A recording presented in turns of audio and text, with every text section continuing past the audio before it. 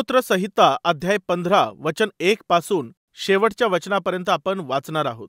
केवळ 5च वचन आहेत, तर चला आपण ते वाचूयात।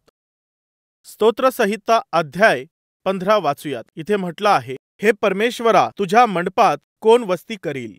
तुझ्या पवित्र डोंगरावर कोण वस्ती करील असं विचारलं आहे।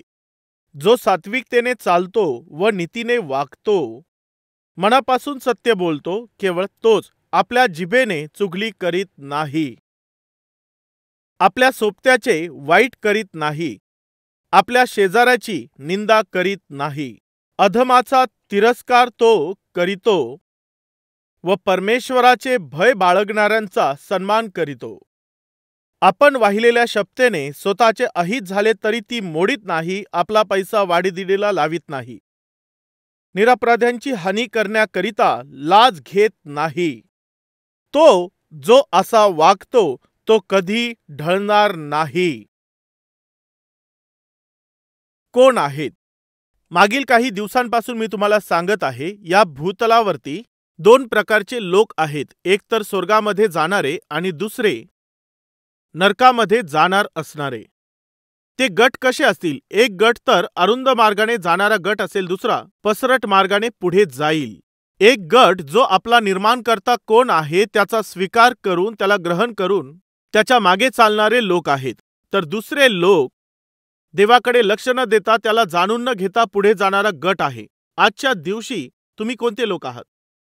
बायबल असं सांगतं की ज्याने कोणी प्रभू येशू ख्रिस्ताचा तारणारा म्हणून, प्रभू म्हणून स्वीकार केलेला आहे, त्या सर्व लोकांना परमेश्वराचे पुत्र आणि कन्या, स्वर्ग राज्याचे वारीस म्हणून ओळख प्राप्त करून देणारा अधिकार आणि संधी परमेश्वर देणार आहे। जितक्यांनी त्याचा स्वीकार केलेला आहे त्या सर्वांना त्यांना देवाचे पुत्र बनण्याचा अधिकार परमेश्वराने देऊन टाकलेला आहे।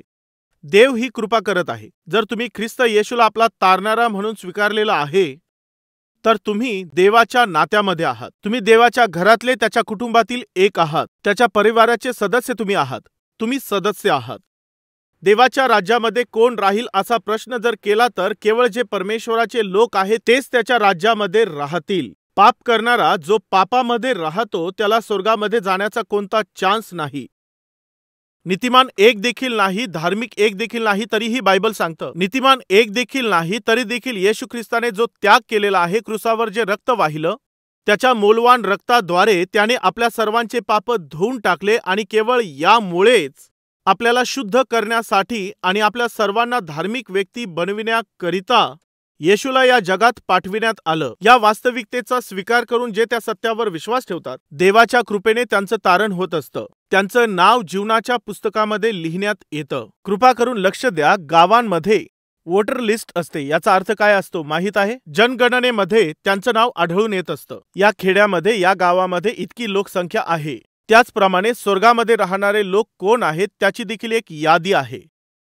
बायबल आपल्याला सांगतं की जीवनाच्या त्या पुस्तकामध्ये ज्यांचं नाव राहणार नाही त्यांना सार्वकालिक नरकात पाठविण्यात येईल, हेच तर बायबल सांगतं। व ज्यांचं नाव जीवनाच्या पुस्तकामध्ये आढळेल ते अनंत कालासाठी देवाबरोबर स्वर्गात राहतील। आज तुमचं नाव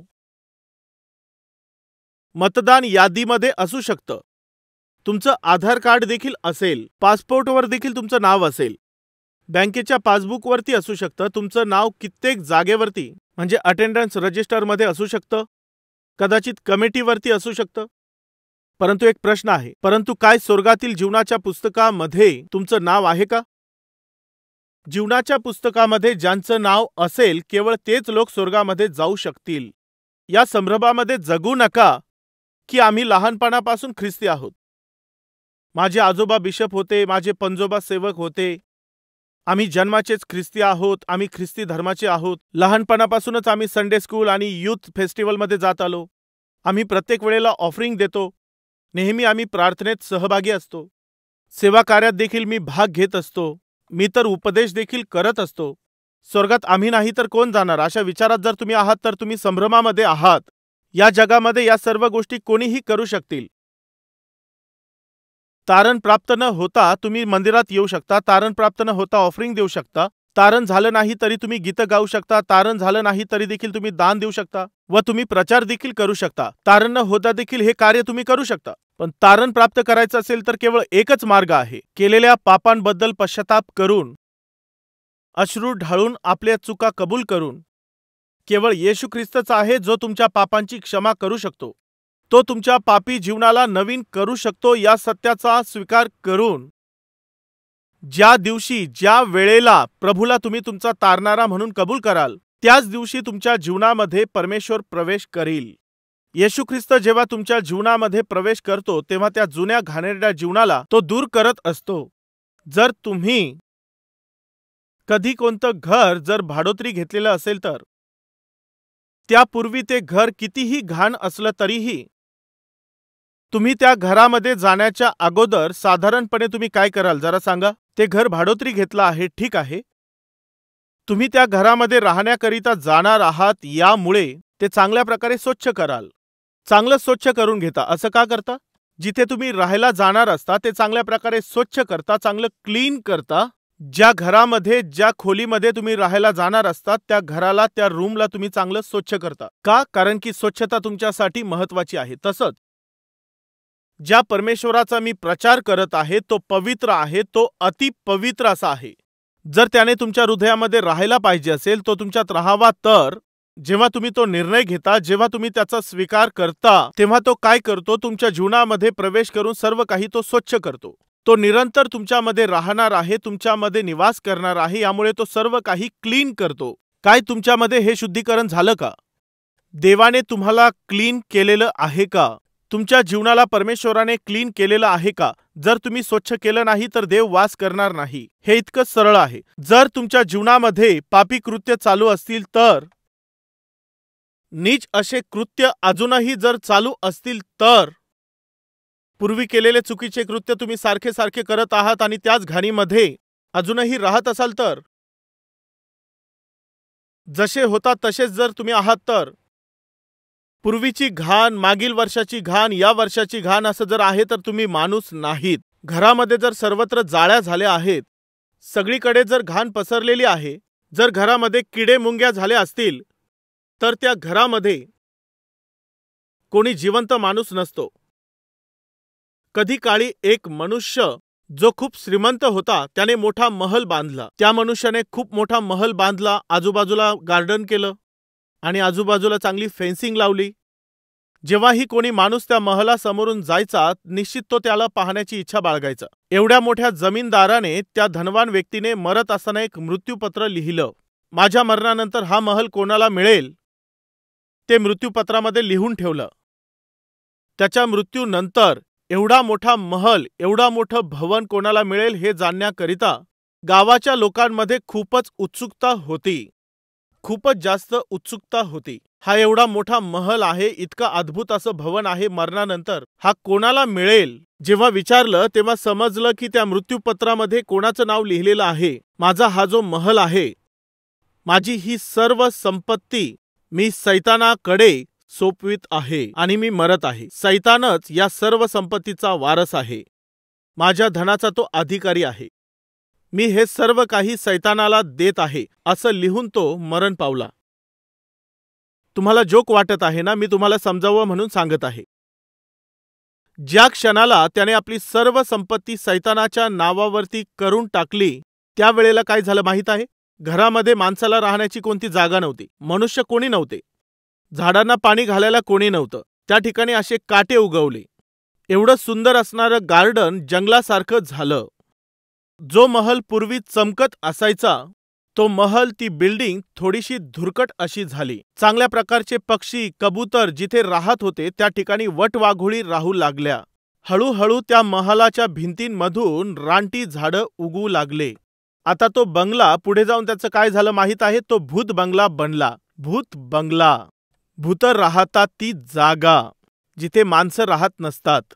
आता जर समोरून कोणी जात असेल तर तो त्याकडे पाहून असंच बोलेल की हा बंगला किती चांगला होता, हा किती सुंदर दिसत होता, परंतु आता कसा दिसत आहे? हा आता काय झाला आहे? भूत बंगला. हा भूत बंगला का झाला? कारण तो हातात हँडओव्हर केला, तो सैतानाच्या हातात समर्पित केला. भाऊ आणि बहिणींनो, लक्ष देऊन ऐका. तुमचं जीवन जर तुम्ही सैतानाच्या हातात सोपविलं आहे तर तो काय करील माहिती आहे? त्याला तो भूत बंगला बनवेल. भूत बंगल्यामध्ये ते बदलून टाकेल. कदाचित तुम्हाला बदललेलं असेल, असा देखील वेळ होता जेव्हा तुम्ही चांगल्या प्रकारे अभ्यास करणारे विद्यार्थी होते. एकेकाळी नोकरी तुम्ही चांगल्या प्रकारे करत असाल. एकेकाळी तुम्ही नाव आणि सन्मान प्राप्त झालेले, पद प्राप्त झालेले व्यक्ती होता. एकेकाळी तुम्ही चांगले संदेश दिले असतील, चांगल्या प्रकारे सेवा केलेली असेल. परंतु आजची स्थिती कशी आहे? सर्व तुमच्याकडे पाहून हसत आहेत ना? ते तुमच्याकडे पाहून तुमची थट्टा करत आहेत ना? सगळे तुमच्याकडे पाहून तुमच्याकडे हात करत आहेत, म्हणत आहेत, एकेकाळी हा चांगला माणूस होता. एकेकाळी खूप चांगल्या प्रकारे हे जगले. एकेकाळी यांचं जीवन खूप आत्मिक होतं. एकेकाळी पूर्वी ही किती सुंदर होती, परंतु आता ही कशी झाली, किंवा आता हा कसा झाला आहे? याचं आयुष्य बर्बाद झालेलं आहे. याचं सर्व कुटुंब उद्ध्वस्त झालं आहे. असू शकतं असं प्रश्न करण्याच्या अवस्थेमध्ये तुमचं जीवन जर पोहोचलं असेल तर जरा विचारा. तुमच्या जीवनामध्ये पूर्णपणे परमेश्वराला अधिकार देण्याऐवजी सैतानाला तुम्ही संधी दिलेली असेल, अधिकार दिलेला असेल, व त्याने यामुळेच काय केलं माहीत आहे? त्याने सर्व काही अंधकारात बदललं. सर्व काही लज्जित होईल असं करून टाकलं. तुमच्या जीवनाला भूत बंगल्यासारखं करून टाकलं. सैतान येऊन जर तो राहू लागला तर तुमचं जीवन भूत बंगलाच बनणार. जर त्याच भूत बंगल्यामध्ये त्याने येशू ख्रिस्ताला जर येऊ दिलं असतं तर ते जे घर आहे ते स्वर्गामध्ये बदललं असतं. उदाहरणार्थ जक्कयाचं जीवन पहा. तो एक जकातदार होता. त्या काळी जकातदार लोकांना वाईट मानल्या जात होतं.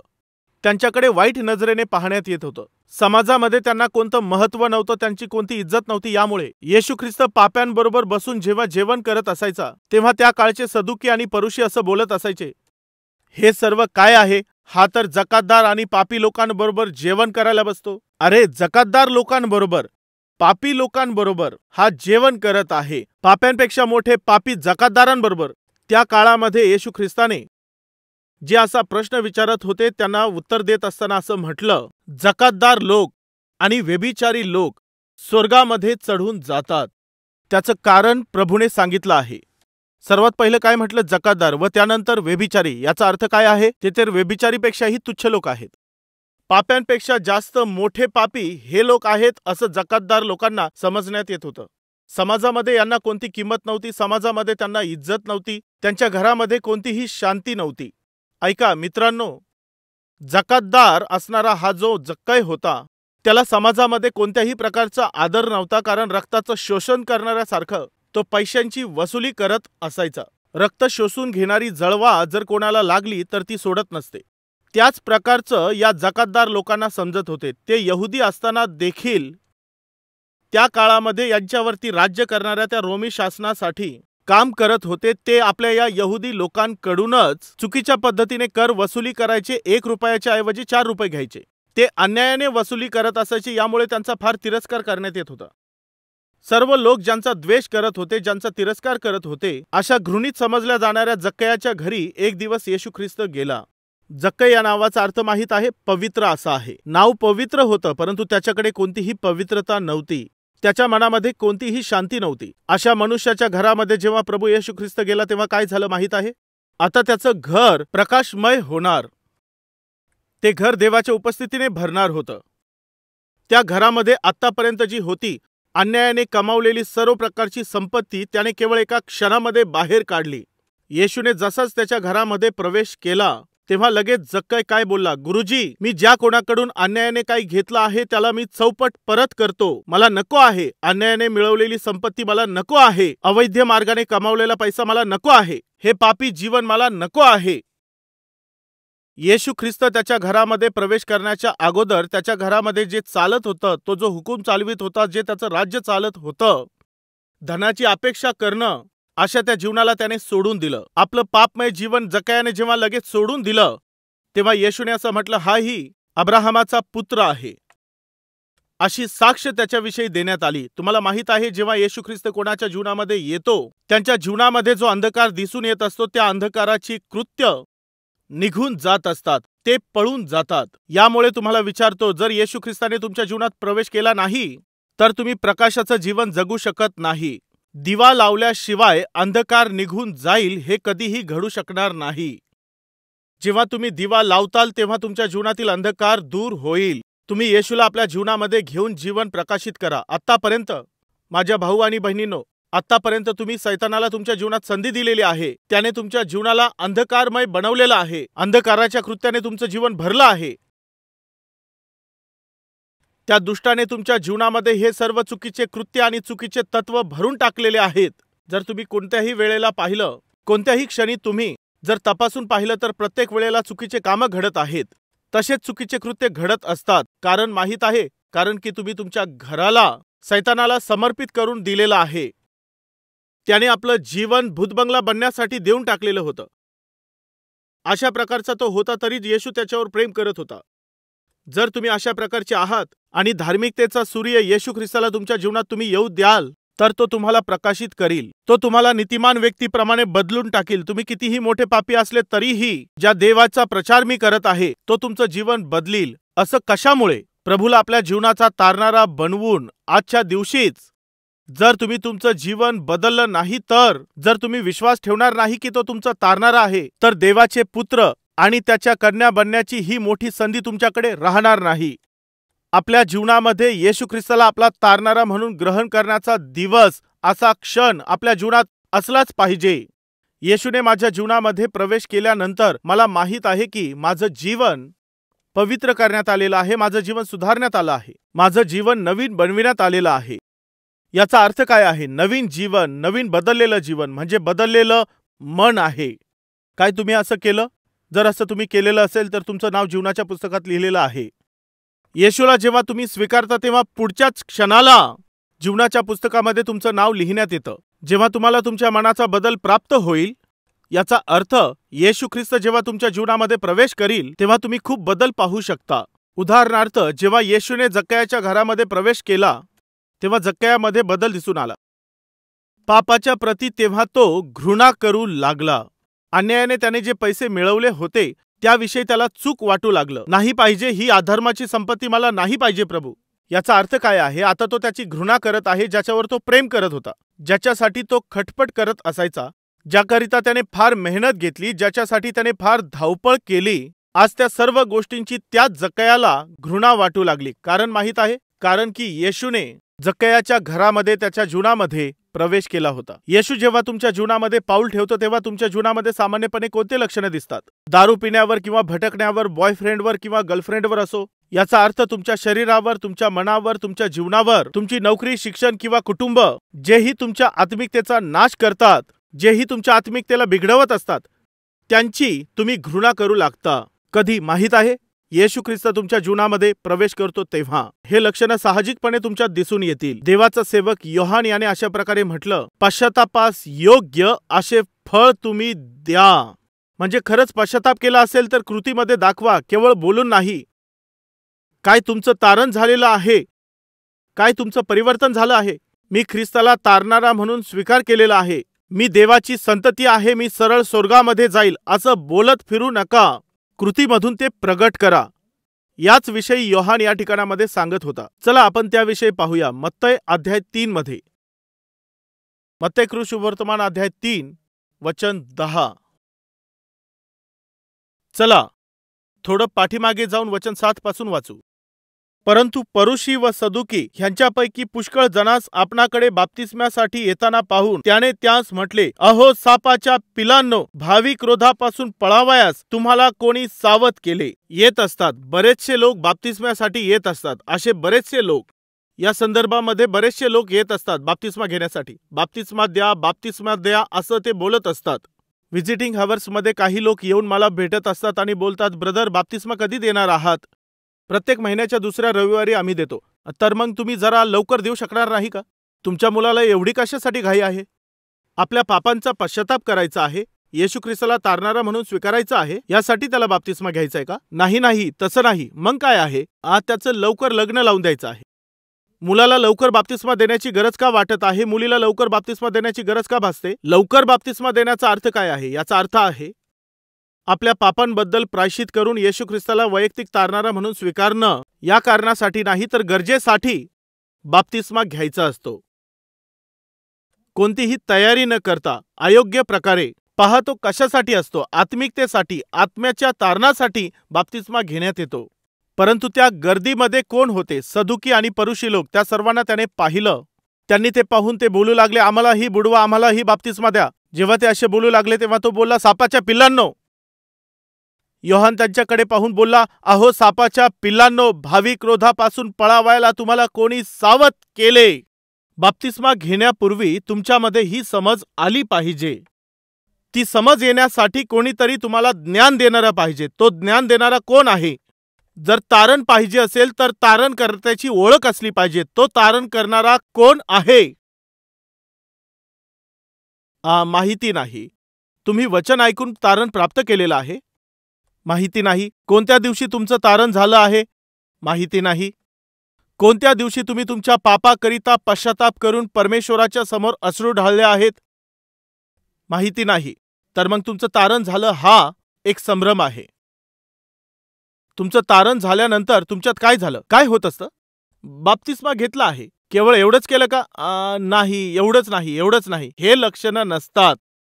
योहान बोलत आहे, हे सापाच्या पिलांनो, येणाऱ्या क्रोधापासून सोडविणारा कोण आहे? त्यापासून पळण्यास तुम्हाला कोणी सावध केलं?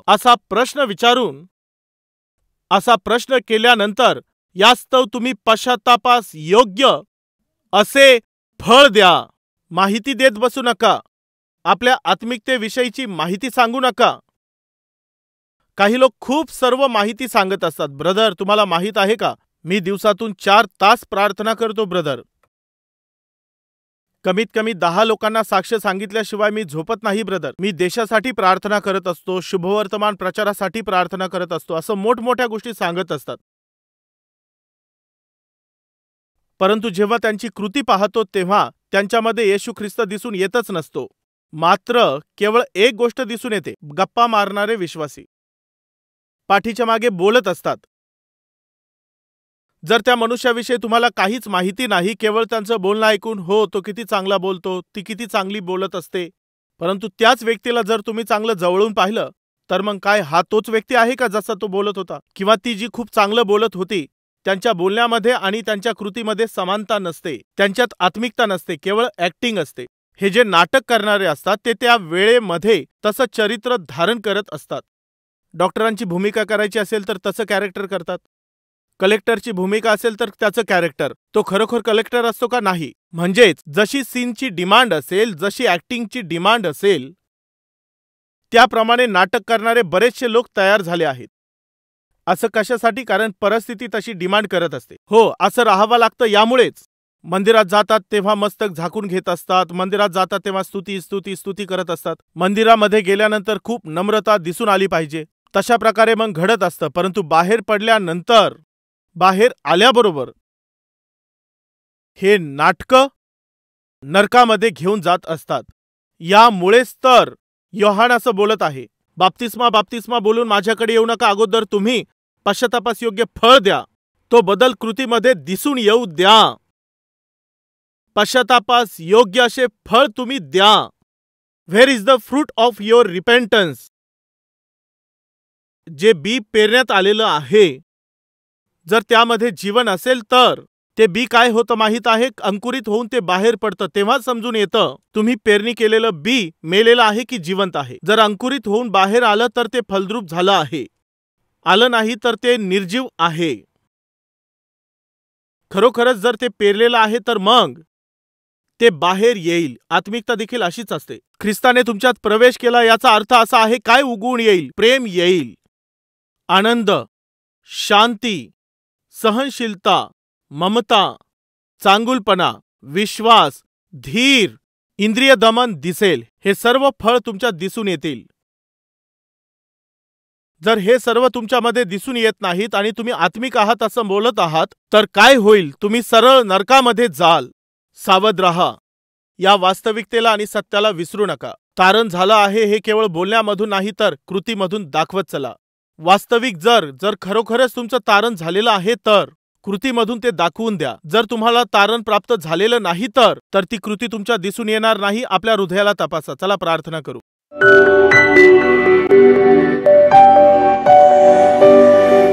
देवा परमेश्वरा, तारण प्राप्त झाल्याचे फळं माझ्यात दिसून आले पाहिजेत. तू माझ्या जीवनामध्ये येशील तेव्हाच हे शक्य होऊ शकतं. तू जर आला नाहीस तर हे शक्य होऊ शकणार नाही. केवळ माहिती दिल्याने कृतीत काही दिसणार नाही. त्या दिवशी जक्कयाच्या घरामध्ये तू प्रवेश केलास आणि कृती दिसून आली. त्या भूतग्रस्ताच्या जीवनामध्ये जेव्हा तू प्रवेश केलास तेव्हा कृती दिसून आली. शोम्रोनी स्त्रीच्या जीवनामध्ये तू प्रवेश केलास आणि कृती दिसून आली. पौलाच्या जीवनामध्ये तू प्रवेश केलास, हे कृतीमधून दिसून आलं. हे बापा, हे देवा, नवीन मनुष्याचं जे परिवर्तन आहे त्याच्या फळांना तो बदल प्राप्त करण्यासाठी आमचं सहाय्य कर. वचनाचा स्वीकार करून जे लोक पश्चाताप करत आहे अशा प्रत्येकांच्या जीवनात तू प्रवेश कर. हे प्रभू, लोकांच्या अंतःकरणाच्या नेत्रांना संभ्रम करणाऱ्या दुष्ट आत्म्याने आंधळ करून सोडलं आहे. त्या संभ्रमापासून त्यांना तू वाचव देवा. हा भ्रम आहे. ख्रिस्त आमच्यामध्ये आहे असा तो भ्रम आहे. आम्ही स्वर्गामध्ये जाणारच आहोत हा भ्रम आहे. आम्ही जाणार नाही तर कोण जाईल हा एक गर्व आहे. अशा गर्वामुळे देवा अंधकाराने भरून गेलेले असे बरेचसे लोक आहेत. गर्वाच्या या तटांना तू दूर कर देवा. नम्रतेचा स्वभाव देऊन प्रायश्चित करणारं मन व तारणाचा अनुभव देऊन तारण प्राप्त झाल्याच्या कृती व फळ कृतीमधून दाखविण्याची कृपा तू कर. येशू ख्रिस्ताच्या नावाने आम्ही ही प्रार्थना मागत आहोत बापा. आमेन.